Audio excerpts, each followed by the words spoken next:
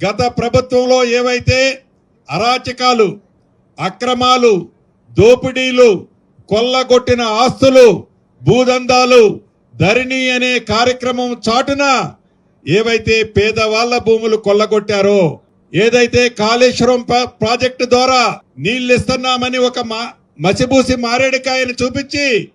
ఆ నీళ్లిచ్చే వంకతో ఏదైతే కాళేశ్వరం ప్రాజెక్టులో జరిగిన అవినీతిని, ఇరిగేషన్ శాఖలో జరిగిన అవినీతిని, అదే రకంగా విద్యుత్ శాఖలో